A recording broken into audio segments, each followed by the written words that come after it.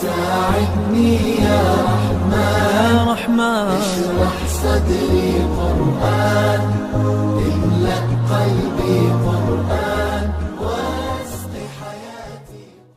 نحمده ونستعينه ونستغفره ونؤمن به ونتوكل عليه ونعوذ بالله من شرور أنفسنا ومن سيئات أعمالنا من يهده الله فلا مضل له ومن يضلله فلا هادي له ونشهد أن لا إله إلا الله وحده لا شريك له ونشهد أن سيدنا محمدا عبده ورسوله صلى الله عليه وعلى آله وأصحابه وبارك وسلم تسليما كثيرا.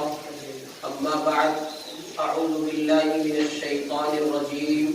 بسم الله الرحمن الرحيم. يا أيها الذين آمنوا ادخلوا في السلم كافة ولا تتبعوا خطوات الشيطان إنه لكم عدو مبين. صدق اللہ العظیم.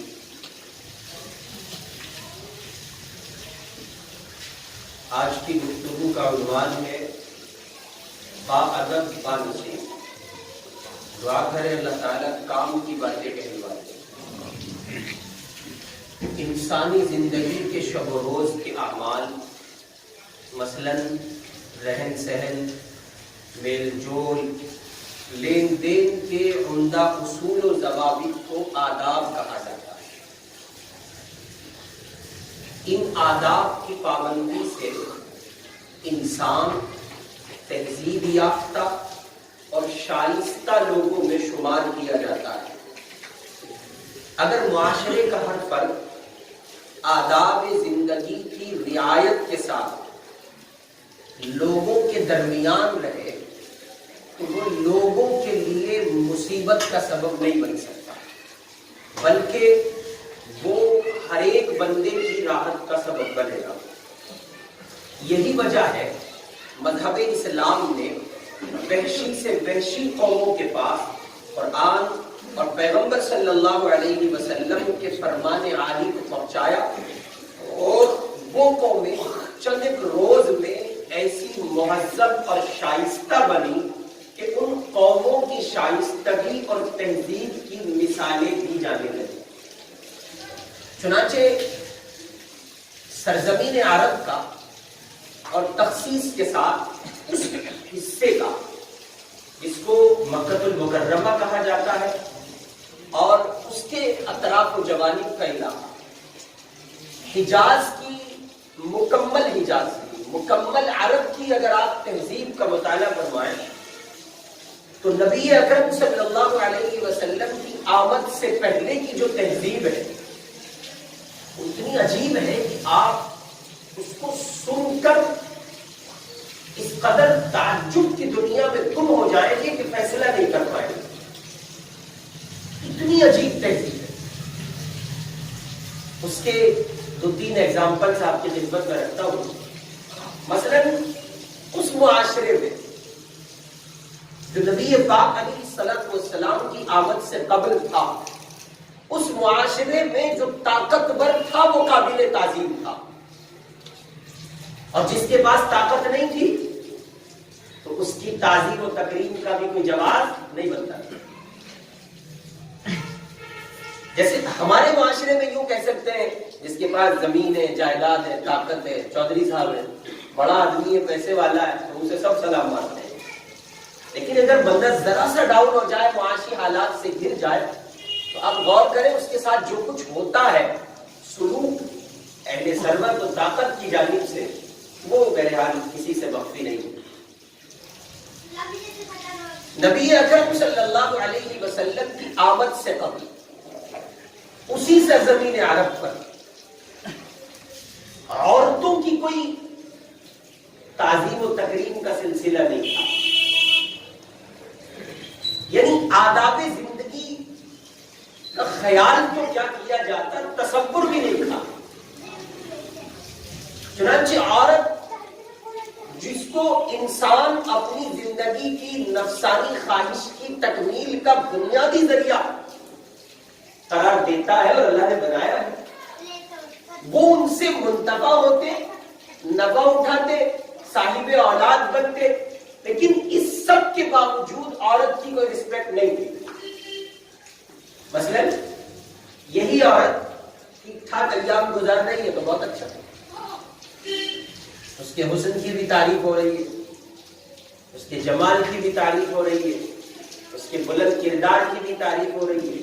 لیکن اگر یہی عورت ایام گزارتے گزارتے زندگی کے شب و روز کو طے کرتے ہوئے خدا کی جانب سے رکھے ہوئے عذر شرعی پیریڈ کے ایام سے گزرنے لگے, تو اب مکہ المکرمہ, مدینہ المنورہ اور مکمل عرب, یا یوں کہیے کہ حجاز کی مکمل تہذیب, یا وہ سرزمین عرب جہاں ہزار انبیاء علیہ السلام کے قدمین عالیہ پڑے, اس زمین کا حال یہ تھا کہ اگر عورت ذات پیریڈ سے ہو گئی تو اب وہ ایسے جیسے ہمارے آپ کے یہاں چھوٹی برادری کے لوگوں سے ہندو تہذیب میں بڑی برادری کے لوگ اچھوت کہہ کر ایک رویہ قائم کرتے ہیں.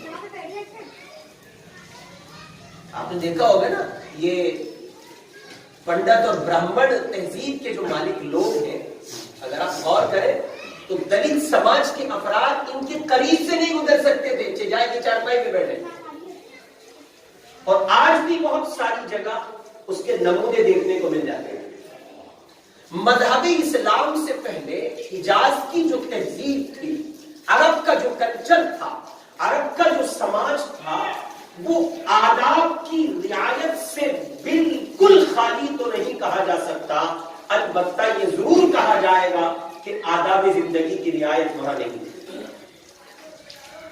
نبی اکرم صلی اللہ علیہ وسلم کی شریعت, آپ کی تعلیمات کا بنیادی حسن یہ ہے کہ آپ نے نہ صرف یہ کہ اس قوم پر بلکہ پوری دنیا پر, عالم دنیا کی تمام تر قوموں پر ایک ایسا نظام زندگی پیش کیا جو انسان کو زندگی گزارنے کے طور و طریق میں, رہن سہن میں بنیادی طور پر ادب کا پابند بناتا ہے. اسی لیے کسی نے کہا تھا ادب ہی سے انسان, ادب جو نہ سیکھے وہ حیوان. انسانیت کا امتیاز یہی ہے کہ انسان باادب ہوتا ہے, ورنہ انسان بھی حیوان ہے, لیکن چونکہ اس کے اندر ادب کا جوہر رکھ دیا گیا ہے, اس لیے وہ تمام تر حیوانوں میں ممتاز ہو کر انسان کا رتبہ ہے. اس لیے نبی اکرم صلی اللہ علیہ وسلم کی شریعت میں, آپ کی تعلیمات میں بنیادی طور پر یہ حسن ہے, آپ اپنے ہر امتی کو اس کا پابند بناتے ہیں, زندگی کے تمام تر اعمال میں آداب کی رعایت کرو. ادب دیکھو ادب کیا کہتا ہے. اور پوائنٹ سنیں, یاد رکھیں, جس بندے کی زندگی ادب سے معمور ہوگی وہ مستحب کی رعایت کرنے والا ہوگا, سنتوں کی رعایت کرنے والا ہوگا. جو بندہ باادب ہوگا وہ سنت کا زندہ کرنے والا ہوگا, اور جو سنت کا زندہ کرنے والا ہوگا وہ آٹومیٹکلی واجب کا زندہ کرنے والا ہوگا, اور جو واجب کی رعایت کرے گا فرض نہیں چھوڑے گا, اور جو کہیے کہ فرض نہیں چھوڑے گا تو اللہ کی معرفت کے مدارج کو طے کرتا ہوا آگے بڑھے گا. اور جس کی زندگی ادب سے خالی, تو آپ سمجھیں ادب ہی نہیں چھوڑ رہا ہے, آج ادب چھوڑ رہا ہے, کل سنت چھوڑے گا, پرسوں واجب چھوڑے گا, پرسوں فرض چھوڑے گا, اور ایک دن آئے گا کہ وہ ایک ادب چھوڑنے کی وجہ سے اپنے دین و ایمان کو داؤ پر لگا ہے. چنانچہ نبی اکرم صلی اللہ علیہ وسلم نے اپنے اصحاب کو تعلیمات ارشاد فرماتے ہوئے یوں ارشاد فرمایا, حضور نے فرمایا ادبنی ربی فاحسن تعلیمی. حضور فرماتے ہیں میرے رب نے مجھے ادب سکھایا اور بہترین ادب سکھایا. حضرات صحابہ کی تربیت کی گئی اور ان کو باادب بنانے کے لیے باقاعدہ قرآن نازل ہوا. چنانچہ صحابہ اکرام کا ایک مزاج تھا، دین کے حریص ہونے کی وجہ سے اور دین سیکھنے کی زیادتی اور طلب کی وجہ سے، کثرت طلب کی بنیاد پر صحابہ اکرام سوال کیا کرتے تھے. اور آپ نے نوٹ کیا ہوگا، میری آپ کی زندگی کا معمول ہے، ہم لوگ بھی تو بہت سوال کرتے ہیں نا، سوال پہ سوال. اور جب آدمی زیادہ سوال کرتا ہے تو کچھ نہ کچھ پوائنٹ نکلتا ہو، پھر ایک سوال کھڑا ہو جاتا ہے. حضرات صحابہ سوالات کرتے تھے، بہت کرتے تھے. قرآن نازل ہوا، میرے نبی سے کثرت سوال نہ کیا. مجلس میں آئے ہو تو بیٹھ جاؤ، سوال پر سوال. میرے محمد کو تکلیف ہوتی ہے صلی اللہ علیہ وسلم. پھر حضور کی درسگاہ کا، حضور کی مجلس کا، حضور کی نشست کا، حضور پاک صلی اللہ علیہ وسلم کی صحبت میں بیٹھنے کا ادب سکھایا گیا. یا ایھا الذین آمنوا لا ترفعوا اصواتکم فوق صوت النبی. اے ایمان والو، تمہاری آواز نبی کی آواز سے اونچی نہیں ہونی چاہیے. یہ کسے سکھایا جا رہا ہے؟ حضرات صحابہ کی تربیت کی جا رہی ہے، گویا ان کو ادب سکھایا جا رہا ہے. لہذا ہر مومن کو چاہیے کہ وہ آداب سے اپنے اعمال کو زینت بخشے، اور یاد رکھیں جو عمل بھی ادب سے خالی ہوگا وہ در حقیقت حسن و جمال سے خالی ہوگا. ادب اگر نہیں ہے تو حسن نہیں لا سکتے، آپ جمالی کیفیات پیدا نہیں کر سکتے. ایگزامپل پیش کرتا ہوں، آپ غور کریں، آپ نے بہت اچھا کرتا پہنا، بہت اچھا پاجامہ پہنا، ایک ڈریس آپ نے زیب تن کیا پہنا، اور آپ نے کہا چلیے کرتا تو ہم نے پہن ہی لیا، بٹن کی ضرورت کیا ضرورت پڑ گئی. آپ نے سوچا چلے پینٹ تو اچھی پہن ہی لی ہے، شرٹ کوئی ویسی پہن لیتے ہیں. جو میچنگ کا سسٹم ہے نا، گھنٹوں آئینے کے سامنے کھڑے ہو کے کبھی آپ یوں دیکھتے ہیں کبھی یوں دیکھتے ہیں، آپ اپنے آپ کو مزین کر رہے ہیں. آداب کی صورتحال یہی ہے. اگر میرے آپ کے اعمال میں ادب نہیں ہے تو عمل میں زینت نہیں. کوالٹی پیدا کرنے کے لیے ادب کا ہونا ضروری ہے. اور میں ایگزامپل کے طور پر ایک بات اور پیش کرتا ہوں. دیکھیں ہماری امی ہے، کون ہے؟ امی ابا جی کی کیا ہوئی؟ بیوی ہوئی نا. ایک لفظ سماج میں اور چلتا ہے، اسے کہتے ہیں لگائی، وہ بھی تو ہوئی نا. تو آپ امی سے کہیں امی السلام علیکم، امی آپ مجھے یہ دے دیجئے، امی آپ مجھے یہ دے دیجئے. اور ایک طرف آپ کہیں میرے ابو کی بیوی ذرا یہ اٹھا کے دینا، کیا ملے گا؟ کس چیز کے چانسز زیادہ ہیں؟ آپ اچھی طرح سمجھتے ہیں. ٹرائی بھی مت کرنا ورنہ بھاری پڑ جائے گا. اور امی بھاری نہیں پڑیں گی، ابو بھی بھاری پڑیں گے. اچھا اتنے بڑے ہو گئے. اس ایک جملے سے جو خلاف ادب تھا، در حقیقت یہ کہ سچائی ہے. بھائی وہ ہماری امی ہے، ابو کی تو بیوی ہے نا، تبھی تو امی ہے. ابو کی لگائی ہے تبھی تو ہماری امی ہے. اگر وہ ابا جی کی نکاح میں نہ ہوتی تو ہماری امی کیوں ہوتی؟ لیکن ادب جو ہے وہ انسان کو زینت دیتا ہے. یہی جملہ بے ادبی پر محمول ہو تو ہزاروں مصیبتوں کے شکار آپ ہو جائیں گے. اور یہی جملہ ادب کے ساتھ زبان سے نکلے تو ماں کے لبوں سے اور ماں کی زبان سے ہزاروں دعائیں نکلیں گی جو آپ کے دامن میں آپ سمیٹ لیں گے. ادب بڑی چیز ہے. چنانچہ آپ غور کریں کہ جیسے جیسے آپ آداب کی رعایت کرتے ہیں ویسے ویسے بات میں جان پڑتی ہے. مثلا آپ کہتے ہیں امی، امی ذرا یہ کام کریں، امی ذرا یہ کام کریں، امی ذرا یہ کام کریں، ایسا کر دیجئے. اسی امی نے ایک جملہ اور بڑھا دیجئے، امی جان ہمارے لیے ذرا دعا کر دیجئے.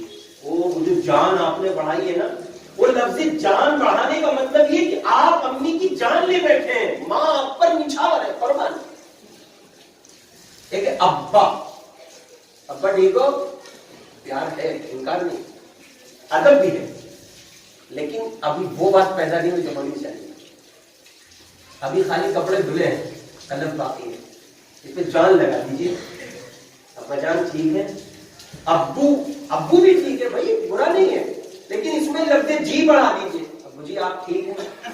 ایسا لگتا ہے باپ کا کلیجہ باہر نکل آئے گا جب بیٹا محبت سے یہ جملہ بولتا ہے، ابو جی، ابا جان. اب بہت سارے چھوٹے چھوٹے بچے ہوتے ہیں نا، چھوٹے چھوٹے بچے، جب انہیں ہم کچھ سکھا رہے ہوتے ہیں، سمجھا رہے ہوتے ہیں، تو بچہ محبت سے بول دیتا ہے ابو جی. بابا تو لڈو ہے پورے دن. آج میرے بیٹے نے مجھے ابو جی کہا ہے. کیا کیا اس نے؟ آپ کو بہت بڑا انعام دے دیا، بہت بڑی رقم دے دی. کچھ نہیں، اس نے زبان سے وہ ادب بھرے جملے ادا کیے ہیں جن سے آپ فرحت و شاداب ہیں. اس لیے میری آپ کی زندگی شب و روز کے اعتبار سے ادب سے مزین ہونی چاہیے. چنانچہ نبی اکرم صلی اللہ علیہ وسلم کی تعلیمات ہی میں یہ حکم بھی واضح طور پر ہے، جو اپنے بڑوں کی تعظیم نہ کرے، چھوٹوں پر شفقت نہ کرے، وہ ہم میں سے کیوں ہے؟ آخر یہ بات کیوں کہی گئی؟ یاد رکھیں، بڑوں کی تعظیم ادب کا ایک حصہ. جب آپ اپنے بڑوں کی تعظیم نہیں کر سکتے تو اور کیا کریں گے؟ قرآن دیکھیں، قرآن پاک میں ایک جگہ کہا گیا یا بنی آدم خذوا زینتکم عند کل مسجد.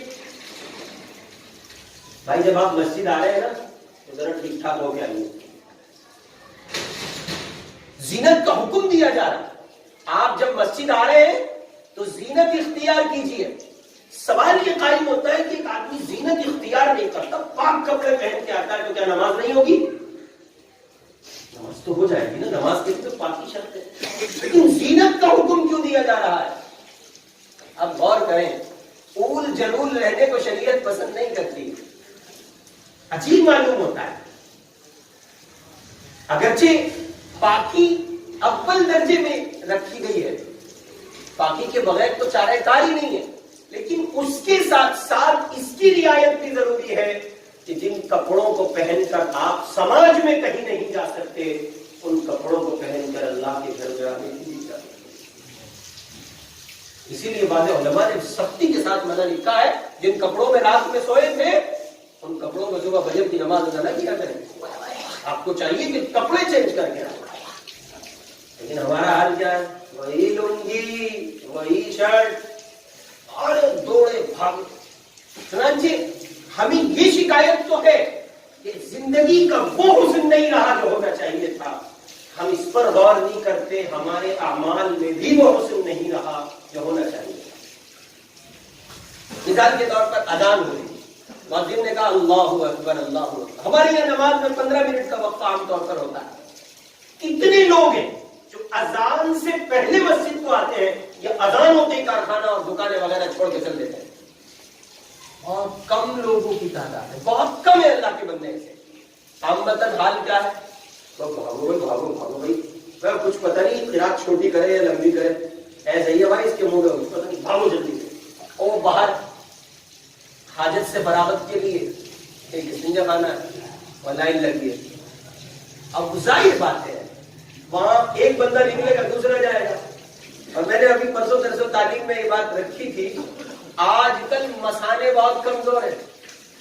آپ بھی یوں کہو کہ بڑا بے شرم آدمی کچھ بھی کہہ دیتا ہے، میں ابھی تک بتا رہا ہوں اور انتہائی اہم بات عرض کر رہا ہوں. اب قوت ویسی نہیں رہی. ہر تیسرا بندہ یہ شکایت کرتا ہوا نظر آتا ہے مولانا پاک نہیں رہ پاتا ہوں. میں اشارہ دے رہا ہوں، خالی جملہ نہیں کر سکتا ہوں. کنڈیشن نہیں ہے ویسی. آپ سمجھتے ہیں کیوں؟ اگر آپ ڈیپلی ذرا پیچھے جائیں گے نا تو کہیں نہ کہیں ہم ادب سے خالی ہیں. ادب یہ تھا، ادھر مؤذن نے پکارا، ادھر آپ تمام کام چھوڑ دیجئے، اللہ کے گھر کے حوالے ہو جائیے. اور اللہ کے گھر کے حوالے ہونے سے پہلے اللہ کے گھر میں جانے کی تیاری کر لیجئے. پتہ یہ چلا ادب کا تقاضا یہ ہے کہ اذان سے پہلے آپ تمام تر تقاضوں سے فارغ ہو کے نماز کے لیے تیار ہو جائیں. لیکن ہمارے یہاں ایسا نہیں ہے. اور پھر شکایتیں ہیں. تو میرے بھائی اس کا بھی خیال کرنا چاہیے کہ اب قوت ویسی نہیں رہی، اس لیے حاجت سے دیر یعنی ذرا سویرے اور پہلے فارغ ہو جائے. ایک ہے آپ نے حاجت سے فراغت کی، استنجا کر لیا، ایک یہ کہ آپ کو بھی اطمینان ہو جائے، دوڑتے بھاگتے حاجت سے فارغ ہو کر ہم لوگ نماز میں آ کے شامل ہو جاتے ہیں، اور اللہ ہم سب کی حفاظت فرمائے۔ علمان العبید پتہ نہیں نماز ہوتی بھی ہے کہ نہیں ہوتی۔ جتنی جلدی ہم لینڈنگ کرتے ہیں نا، اور ہمارا پلین آ کے رکتا ہے اور ہم جلدی جلدی آ کے نمازوں میں سب میں شامل ہوتے ہیں، ایسا محسوس ہوتا ہے کہ پوری مسجدوں میں شاید کوئی ایک آدمی بھی نمازی نہ ہو، اور قرب قیامت ایسا ہوگا، پوری کی پوری مسجد میں کوئی بندہ نمازی نہیں ہوگا، نمازی جسے کہا جاتا ہے۔ اللہ ہم سب کی حفاظت فرمائے۔ اس لیے آداب کی رعایت بہت ضروری ہے۔ کنز العمال کی روایت ہے، نبی اکرم صلی اللہ علیہ وسلم نے فرمایا، حدیث قدسی ہے، اللہ تعالیٰ فرماتے ہیں ان اللہ جمیل یحب الجمال، اللہ تعالیٰ جمیل ہے اور جمال کو پسند فرماتے ہیں۔ اللہ تعالیٰ نظیف ہے، نظافت کو پسند فرماتے ہیں، وہ خود پاک ہے، پاکی کو پسند فرماتے ہیں۔ کتنی عجیب بات ہے، زندگی کتنی گستاخ ہو گئی ہے، کتنے بے ادب ہو گئے ہم لوگ۔ جنازہ رکھا رہتا ہے، چند ایک لوگ ہیں جو کنارے کھڑے ہیں، ان سے جب کوئی سوال کرتا ہے آپ نماز میں کیوں شامل نہیں ہو رہے ہیں، تو ان کا جواب یہ ہوتا ہے کہ ہم پاک۔ کیا اسی حال میں موت واقع ہوئی تو بھائی آپ کے پاس اس کی ضمانت ہے آپ کو کوئی غسل دے گا؟ کون کہہ سکتا ہے کہ وہ ایسی جگہ موت پائے گا جہاں اس کی تجہیز و تکفین و تفصیل ہر چیز کا انتظام ہو؟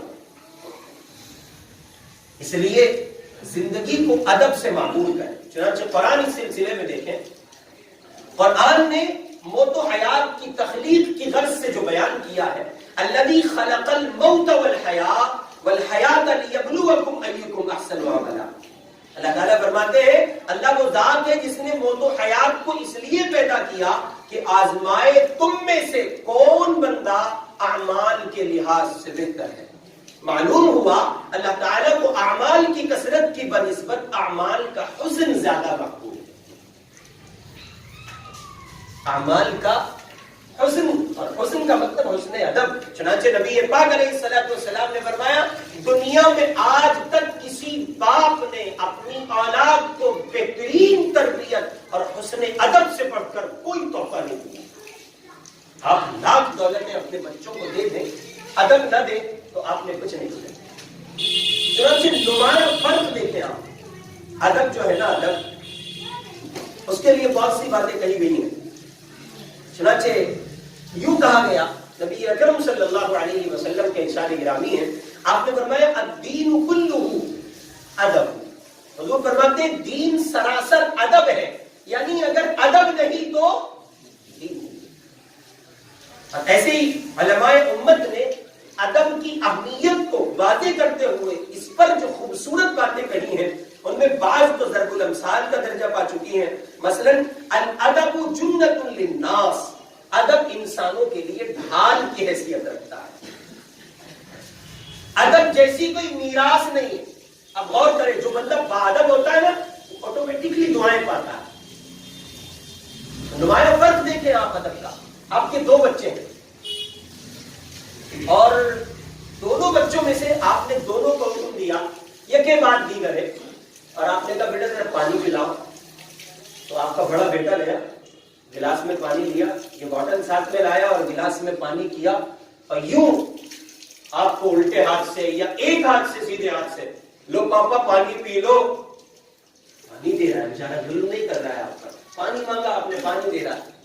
اس کے مقابلے ایک بچہ دوسرا ہے آپ کا چھوٹا ہے، بوتل ساتھ لایا ہے، گلاس ساتھ لایا ہے، گلاس میں پانی کیا، بوتل کو الگ رکھا، اس ہاتھ کو نیچے لگایا، اس ہاتھ سے گلاس پکڑا اور بڑے مؤدب انداز میں کہا ابو جان پانی پی لیجیے۔ آپ یہ فیصلہ کر کے بتا دیجیے دعائیں کس کو زیادہ دیں گے؟ اسی کو زیادہ دیں گے جو اس انداز سے پیش کر رہا۔ چنانچہ کالج اور مدارس ادب کی دنیا میں بالکل زمین آسمان کا فرق ملے گا۔ یہ بڑے بڑے ہو جاتے ہیں، انجینئر، ڈاکٹر، ماسٹر، پتہ نہیں کیا کیا بن جاتے ہیں، پانی دینے کا شعور نہیں آتا تعلیم میں، اور ان کے مقابلے مدرسے کا طالب علم اٹھا لیجیے آپ۔ یہ بالکل واضح ہے، اگر کوئی یہاں بیٹھا ہو اسے برا نہیں لگنا چاہیے، اور دو چار ہو تو ان کی گنتی نہیں ہوا کرتی۔ عامتاً صورت حال یہ ہے جو ادب وہاں پایا جاتا ہے وہ یہاں نہیں پایا جاتا، کیونکہ وہاں محمد کا دین ہے اور یہاں دنیا کے فنون۔ ادب بہت ضروری ہے، ادب ہی سے انسان ہے، ادب جو نہ سیکھے وہ حیوان ہے. ہمارا معاشرہ تو ادب سے خالی ہے. ہم اپنے بڑوں کے ساتھ لفظ تو کا جملہ استعمال کرتے ہیں، جبکہ بہت افسوس ہوتا ہے یہ تو چھوٹوں کے ساتھ بھی نہیں ہونا چاہیے. چھوٹوں کے ساتھ بھی لفظ تم کا استعمال ہے. لفظ آپ ہو تو کیا ہی کہنے. اور ہمارے یہاں میوات میں چلے جاؤ، ابھی تو آئے ہیں مزدور صاحب بیچارے، میوات میں چلے جاؤ تو میوات میں براہ راست کہا جاتا ہے باپ کو، باپ کہاں جا رہا تو. میں جب پہلی بار گیا تو ٹینشن میں آ گیا، ایک تو باپ الگ سا جملہ، ایسا لگتا ہے جیسے جنگ کی جائے گی، کسی نئے آدمی کو پکارا جا رہا ہے. اور دوسرے نمبر پہ لفظ تو عام ہے. اچھا وہ بیچارے معذور ہے، اپنی ان کی مادری زبان تو جس انداز کی ہے، لیکن یاد رکھیں ہماری مادری زبانوں پر، مادری تہذیب پر، ہماری علاقائی تہذیب پر جب تک محمد کی شریعت غالب نہ آئے ہم کامل مسلمان نہیں. لاکھ کہیں یہ ہمارے یہاں کا کلچر ہے. ارے بھائی تیرے کلچر پر ہی تو محمد رسول اللہ کے کلچر کو بہت اچھی ہے، ورنہ عرب کی تہذیب کوئی ایسی نہیں تھی جسے یوں ہی ٹھکرا دیا جاتا. اور دیکھیں سماج میں آپ غور کریں گے تو محسوس ہوگا، بیوی کے والد ان کا ایک مقام ہے، اسر ہے. بیوی کی والدہ وہ ساس ہے، ان کا اپنا ایک مقام ہے جی. اور بیوی کا بھائی تو غریب کی تو جیسی بے عزتی ہوتی ہے نا ہمارے معاشرے میں، تو وہ تو ناقابل بیان ہے.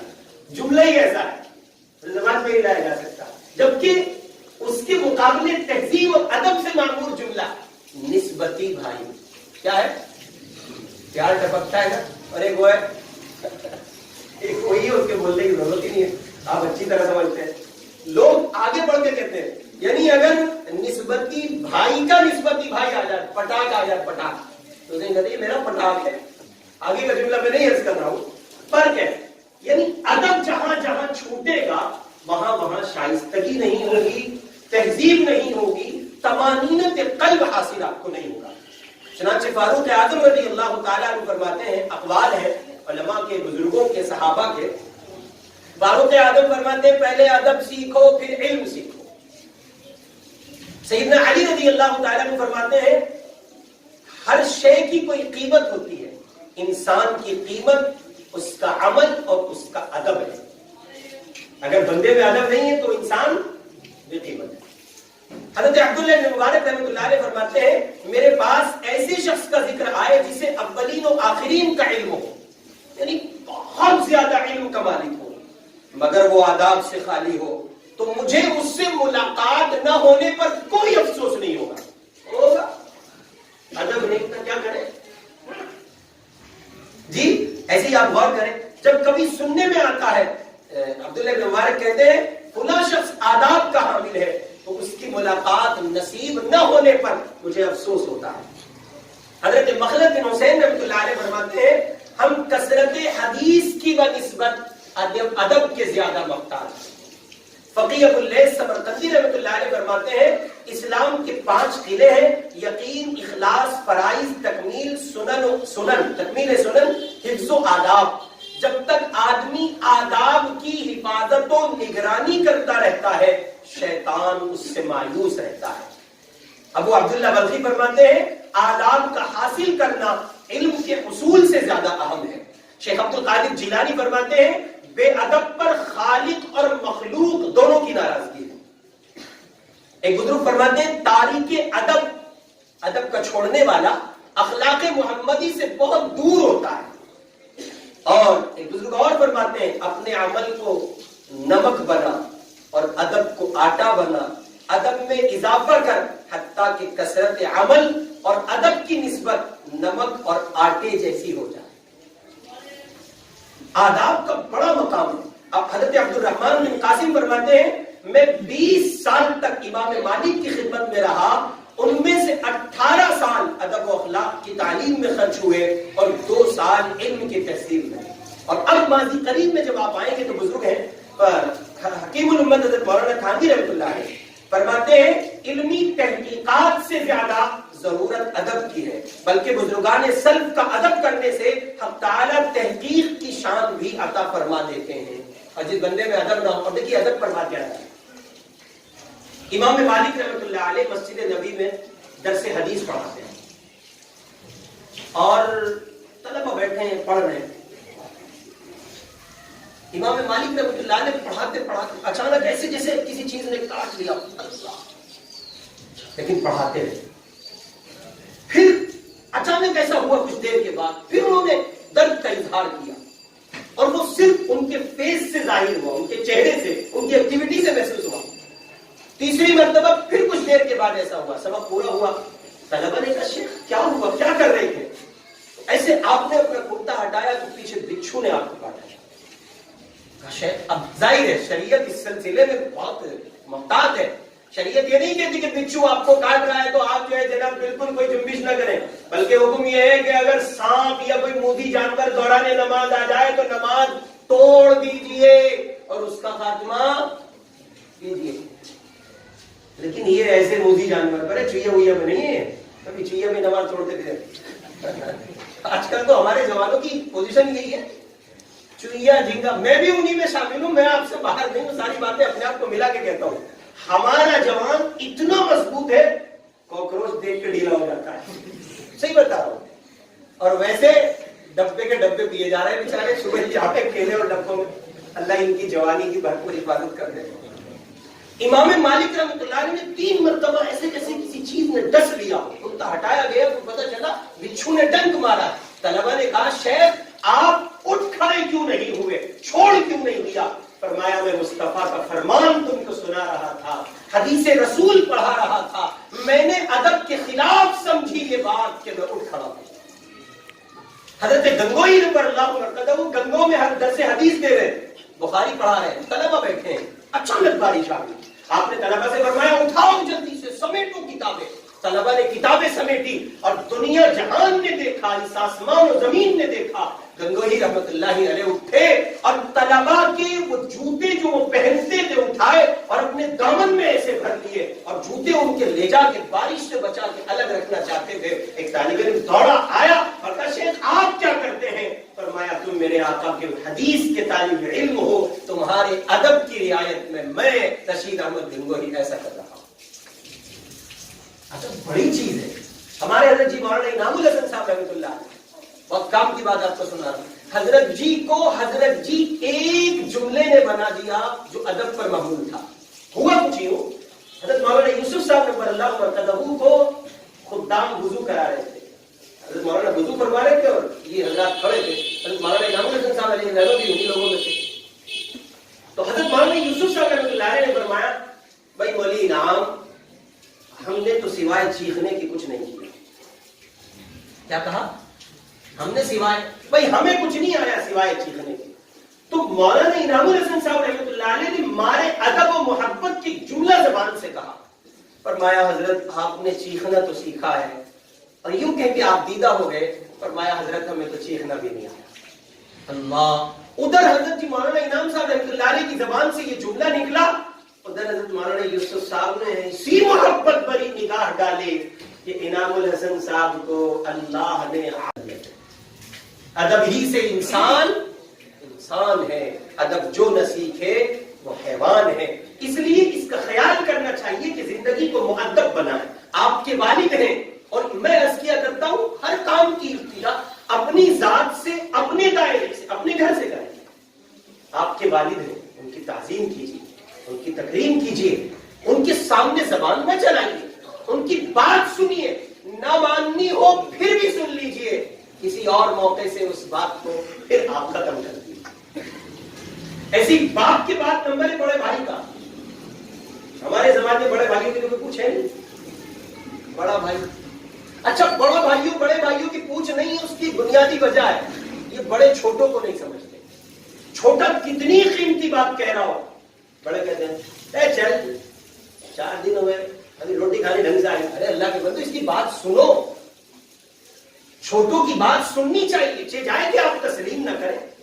اپنی والدہ کا احترام کریں، اپنے بڑے بھائی کا احترام کریں، اپنی بڑی بہنوں کا احترام کریں. گھر میں آپ کی جو بڑی بھابیاں ہیں پردے کے ساتھ ان کا بھی احترام کریں. لیکن اس سماج میں بھابھی کا احترام ہوگا کہاں سے جس سماج میں آدھی گھر والی سمجھا جاتا ہو. سالی کو آدھی گھر والی اور بھابھی میں بھی کچھ اس طرح کا قبضہ ہوتا ہے، اس سے کم نہیں ہوتا. دیور لوگوں کا قبضہ اتنا ہی ہوتا ہے، اس سے کچھ کم نہیں ہوتا. نہیں میرے بھائی، یہ سماج ہمارا نہیں ہے. یہ کسی اور کا سامان ہے، یہ محمد عربی کا نہیں ہے، کسی اور کا سامان ہے۔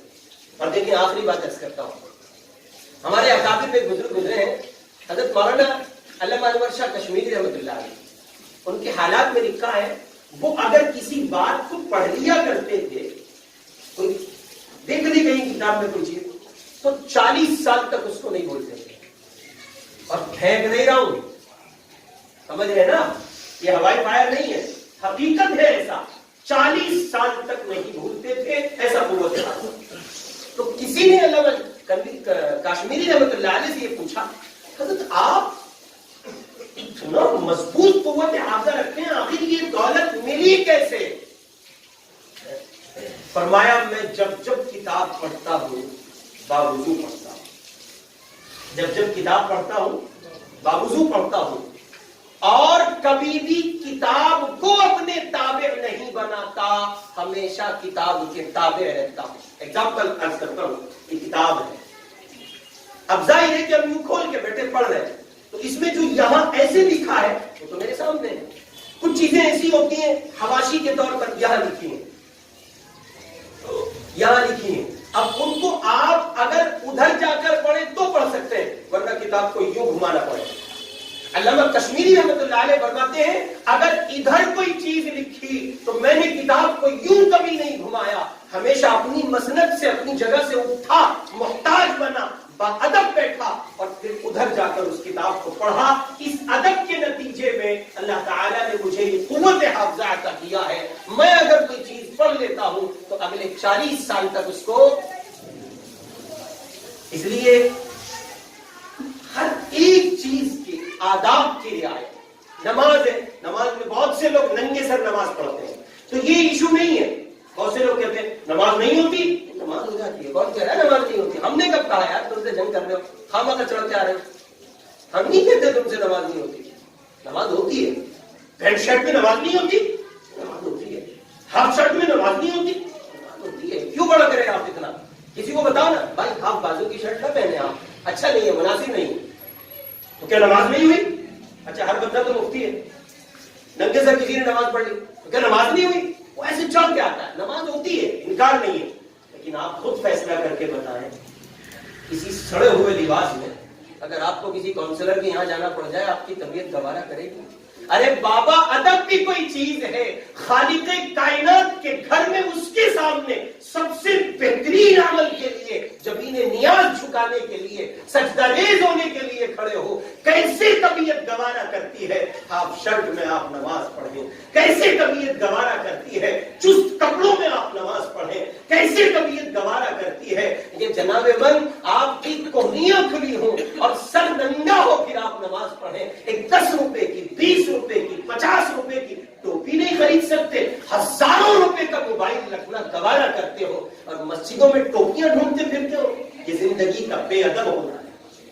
آداب کی رعایت کریں، باپ کا لحاظ کریں، ماں کا لحاظ کریں، بڑے بھائیوں کو ترجیح دیں، بڑوں کو چاہیے چھوٹوں پر شفقت کریں، بھابھیوں کی تعظیم کریں، بڑی بہنوں کی تعظیم کریں، خالائیں ہیں، پھوپھیاں ہیں، سماج کے بڑے لوگ ہیں، ہر چھوٹے پر لازم ہے وہ اپنے بڑے کا اکرام کریں، اور اپنے بڑوں سے جب ملاقات کریں تو آپ کے اندر تواضع ہو، ادب ہو، مسکنت ہو، سنجیدگی ہو، لجاجت ہو، انداز کچھ ایسا ہو کہ آپ کے بڑے آپ کی ملاقات سے ایسے خوش ہو جائیں کہ ان کی زبان دعاؤں سے تر ہو جائے اور آپ کے مستقبل کی تعمیر ہو جائے۔ ایسی زندگی گزاری ہے۔ اگر کچھ کرنا ہی چاہتے ہیں تو ادب ہی سے انسان ہے، ادب جو نہ سیکھے وہ حیوان ہے۔ اللہ تعالیٰ مجھے اور آپ کو با ادب زندگی گزارنے کی توفیق نصیب فرمائے۔ وآخر دعوانا الحمدللہ۔ اس ویڈیو کو لائک کریں، کمنٹ باکس میں دعاؤں سے نوازیں، چینل کو سبسکرائب کریں، صدقہ جاریہ کی نیت سے شیئر بھی کر دیں۔